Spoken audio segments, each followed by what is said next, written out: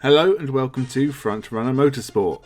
How much of the motorsport did you watch this weekend? Because I watched a lot, and let's just go through some of the key points. We will be looking at the final round of Formula 3 from Monza, as well as the penultimate round of Formula 2. We also had the WRC from Greece, World Endurance from Japan, Supercars from Australia and DTM from Spa. A lot of motorsport when you include Formula 1 and IndyCar 2, which I've already covered.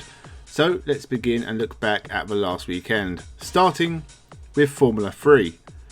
The final round, and we had 6 serious title contenders from a variety of teams. Representing ART was Victor Martins, Roman Stanek and Zane Maloney from Trident, Isaac Hadjar from Hitech, and the Prema boys of Arthur Leclerc and Oliver Behrman. Fellow Premerist Jack Crawford was also a contender, but it was always going to be nearly impossible for him to be champion unless everyone else was struck by lightning.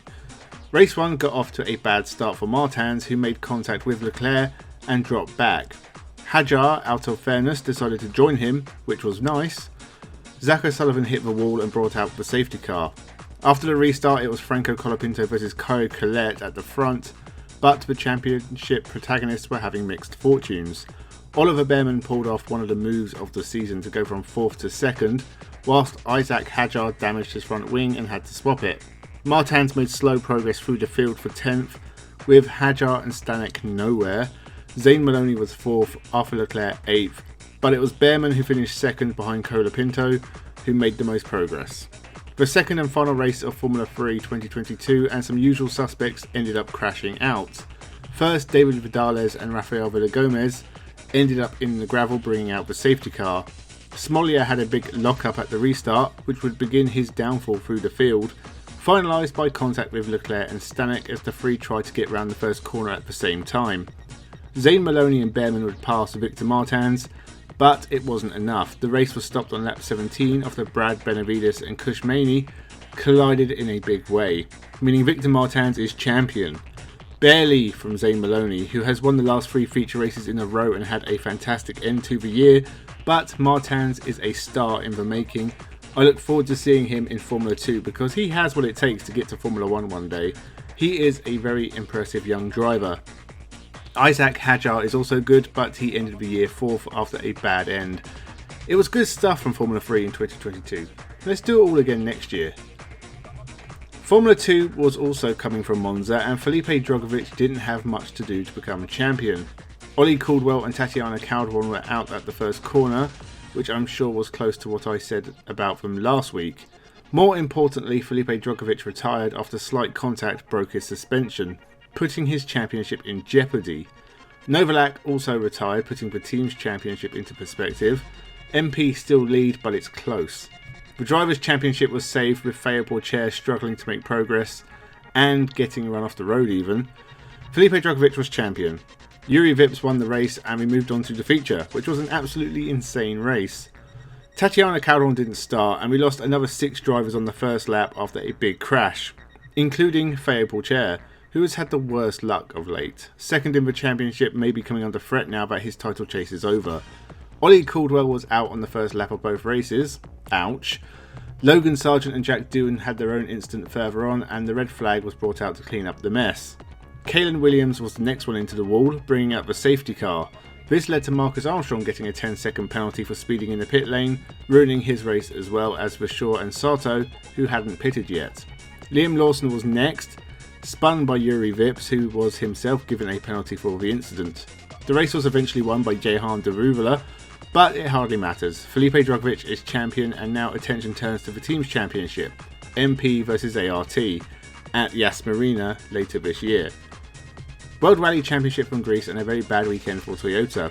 Kalle Rovanperä, Elflin Evans and Esa-Pekka Lappi all ran into trouble. Same for the Ford of Sebastian Loeb, who was leading after day 1. He later retired. Not many crashes, but a lot of mechanical issues. This was normal for the Acropolis Rally. One team not hitting trouble was Hyundai. Neuville, Tanak and Sordo led the way for the team's first ever 1-2-3, but there may be some friction there. Tanak was clearly unhappy team orders weren't in place to let him win as he chases down Rovanperä.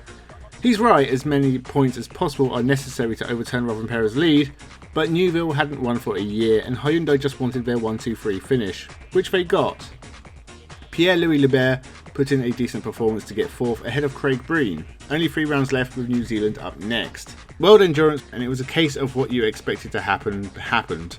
Toyota were runaway winners, Alpine exist, and Peugeot had mechanical issues. Peugeot have a lot of work to do if they want to be competitive. Right now they're a long way away. Alpine still tie the lead with another 8 Toyota in the championship, but with 1 round left we all know they'll only win if Toyota hit trouble. This was a good race despite the obvious result. We have to wait for November for the final round in Bahrain. DTM from Spa and a slightly damp first race. Many of the title contenders had a rough race, with Sheldon van der Linde down in 12th and Lucas Auer retiring with a puncture. Norwegian Dennis Olsen took his first win in DTM and Porsche's second in DTM ever, for first earlier this year. Race 2, it was Sheldon van der Linde who ran well, whilst Rene Rast made contact with Nick Cassidy, got a penalty and a puncture and scored no points. Nick Cassidy missed most of the start of the season, but he took his first DTM win here. As for the championship, Sheldon leads the way. Lucas Auer, Rene Rast and Mirko Bortolotti chasing with only a few rounds left. Finally, supercars from Pukehoe, a racing circuit that is being closed in the near future. So this was the final supercars weekend to take place here, and it was 3 good races with an inevitable result. Will Davison took the first win of the weekend, with Shane van Gisbergen taking the other 2.